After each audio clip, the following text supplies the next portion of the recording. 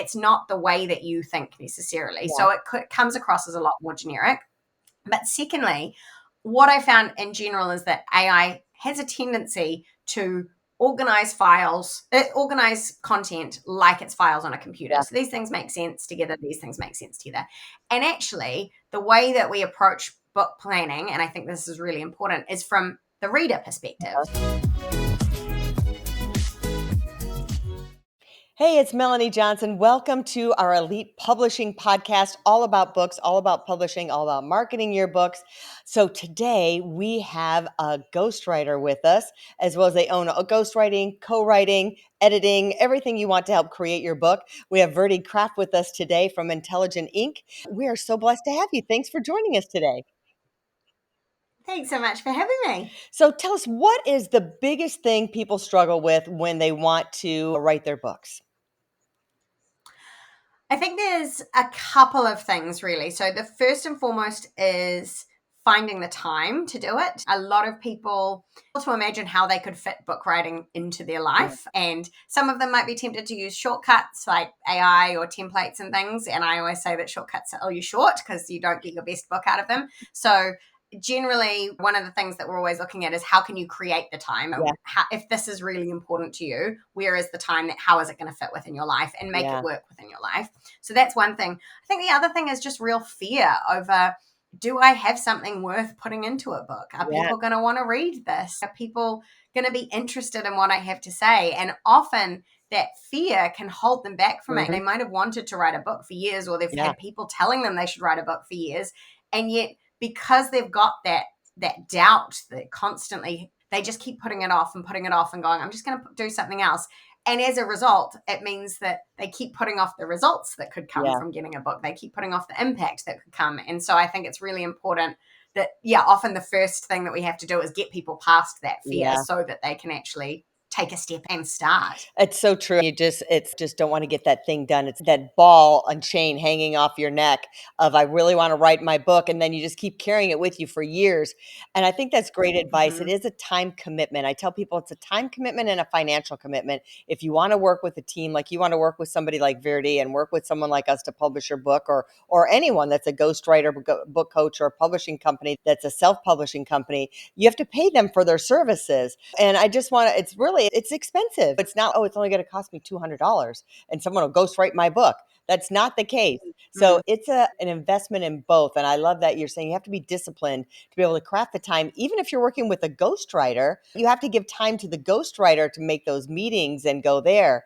What do you think? You touched on AI a little bit. So this is the big kind of elephant in the room. Do you use AI to help you write your book? Do you use AI just to give you ideas? Should you use it at all? And if you do, how should you use it? Yeah, so we've done a lot of thinking around this. Our team's had lots of discussions, and actually on our podcast, Intelligent Think, we put up our team discussions just trying to decide on what our kind of approach to AI was. And when it comes down to it, I think there are certain parts of the book process that are about creativity and about humanity and that are about your unique intelligence, and those have to be you. And then there are certain parts about organizing information or research, and those could potentially be supported by AI.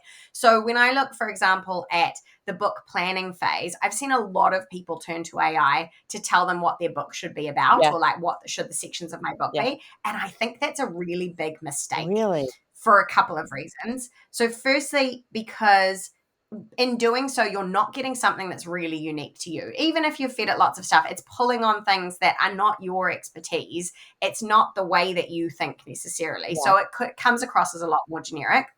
But secondly, what I found in general is that AI has a tendency to organize content like it's files on a computer. So these things make sense together. These things make sense together.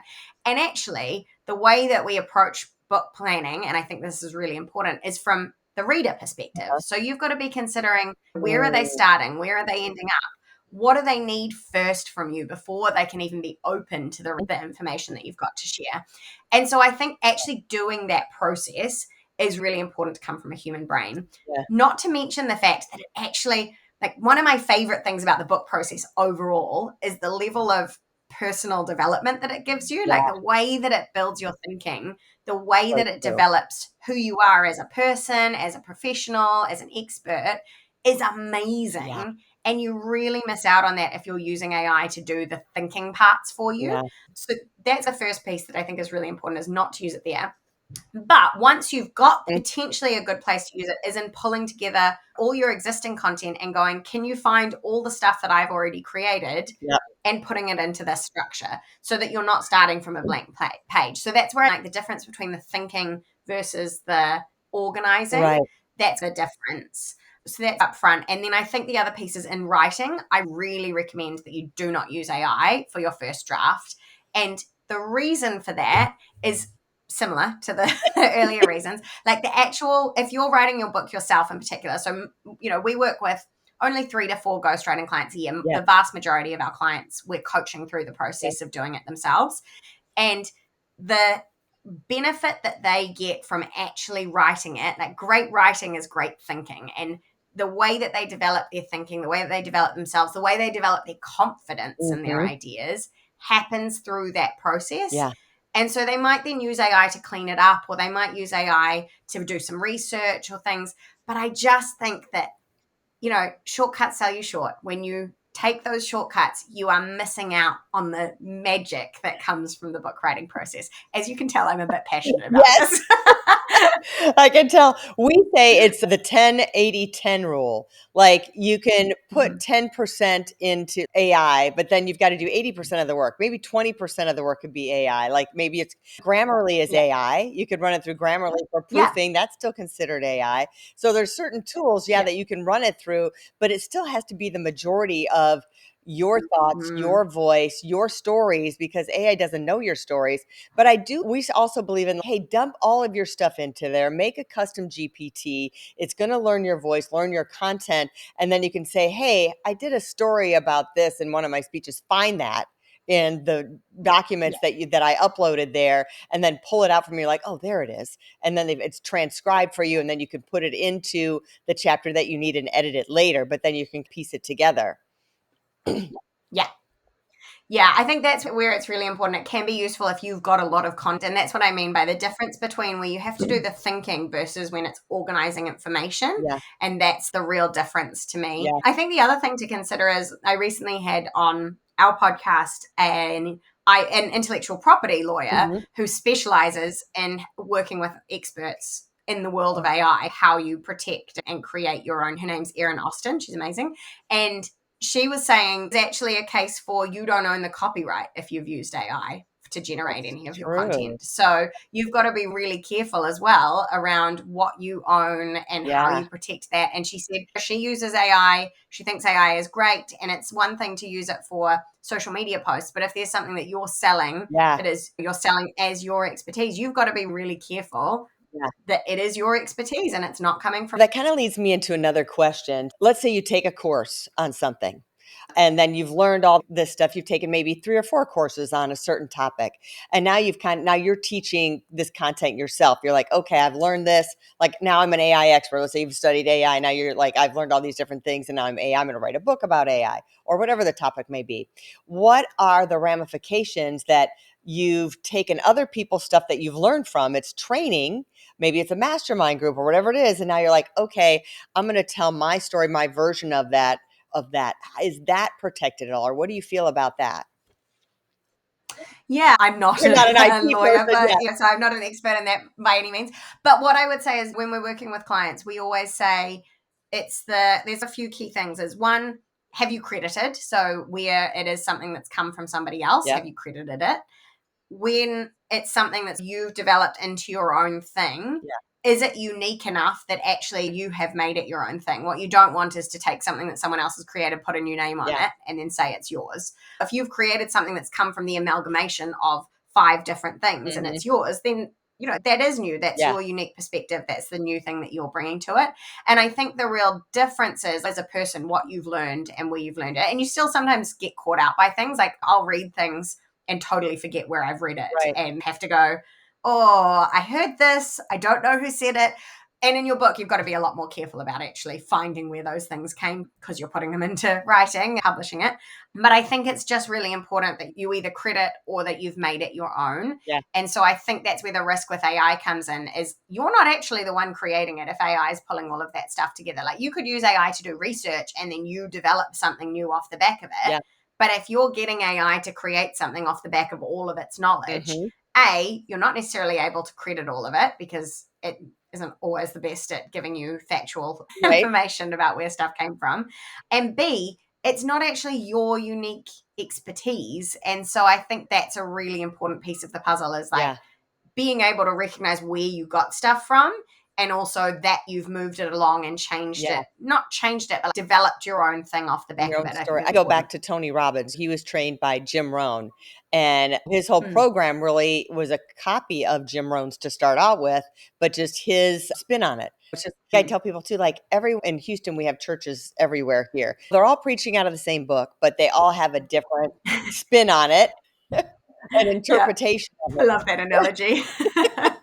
And that's what I tell authors too is, oh, there's too many leadership books out there. And then I use that analogy because you have your unique stories and your unique way to say things that that someone's going to connect with you in different age groups, Mm, too. My son is 25 and he's doing interesting things, but there's different groups that are connecting with him. The 70-year-old's not connecting with him, but the kids that are 19, 20, and 21 are connecting with him.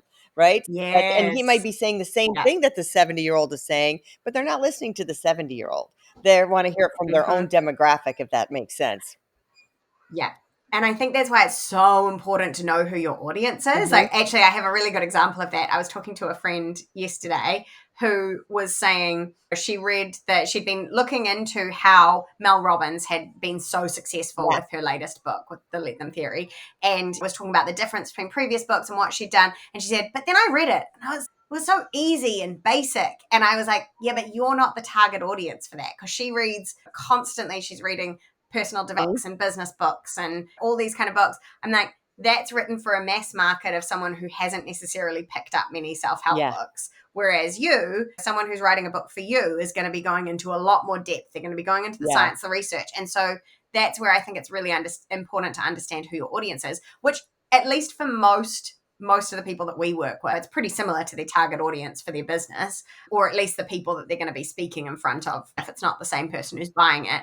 And so being really clear on that tells you, yeah, what level Yeah. of detail you need to go into, what Sure. kind of journey you need Yep. to take them on, how many stories you need to tell versus how much data you need Yeah. to give, for example. All those kind of things are so important. And it comes back to what you were saying, like, someone who's 21 is not going to connect with the same person 50, Like, say. the They're 21-year-old going to isn't need Mel different Robbins' people. audience necessarily, right? They're not necessarily Yes. gonna pick Yeah. up that book, and you're right, it is more hers is more glossed over, and your friend is probably, "I've read this in a bunch of books already, so this Yeah. is nothing new. Why does it's just," but it's her version of it.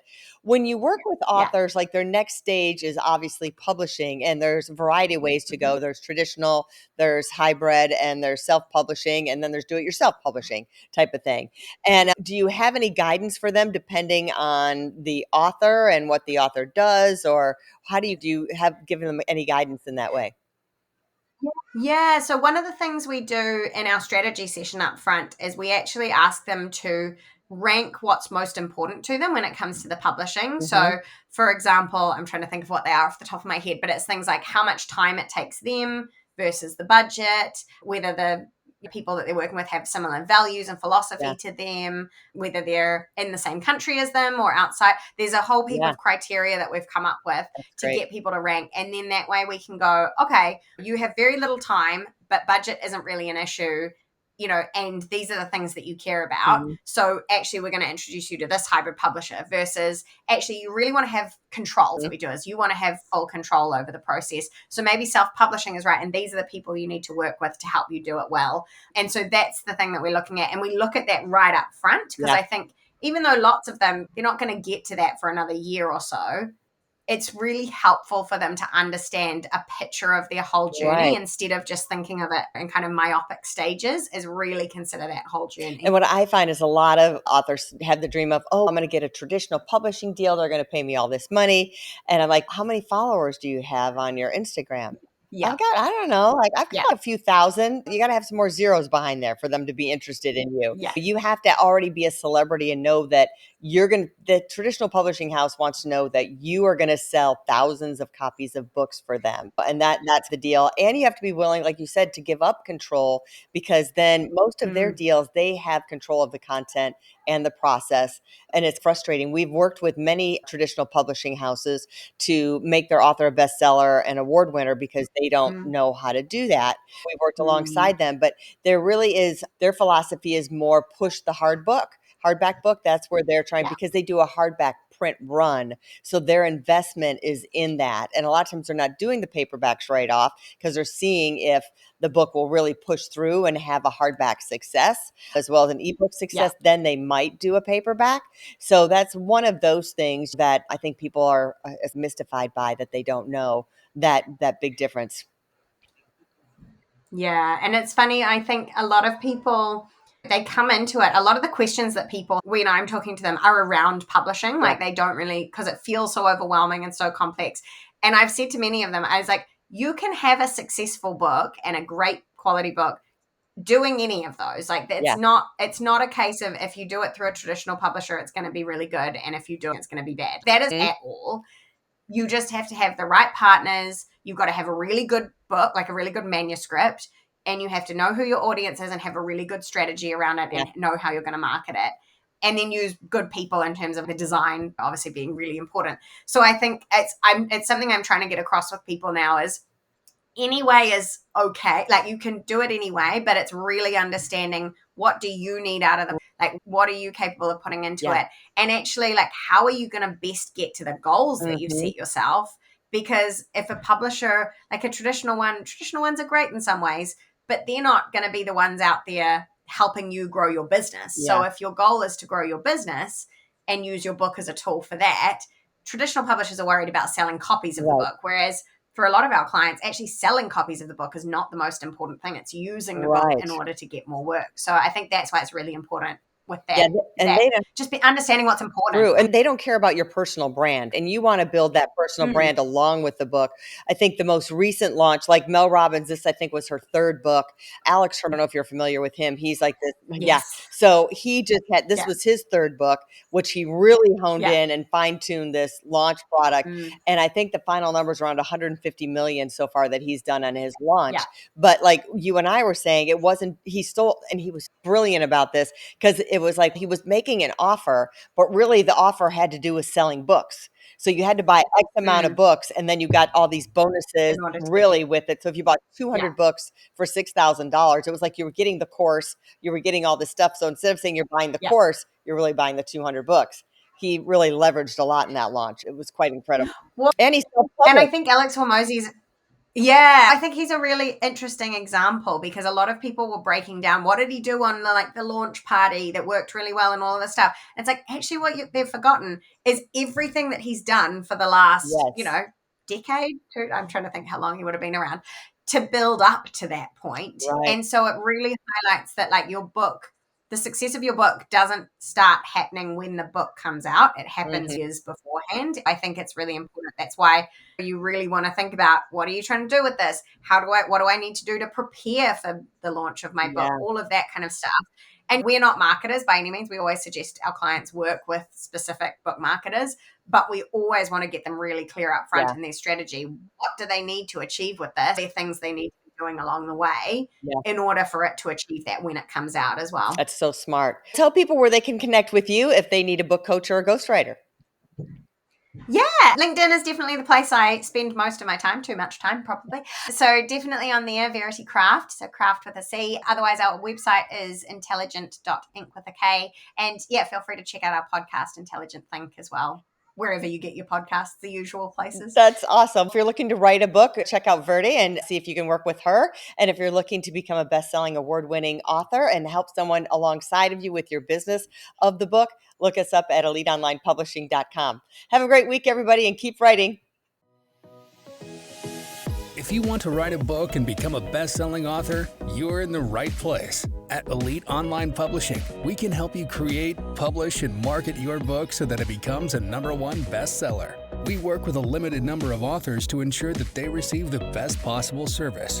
So if you want to learn how to write and publish a book that will empower you to smartly grow your brand, business, and credibility, apply today. We look forward to working with you.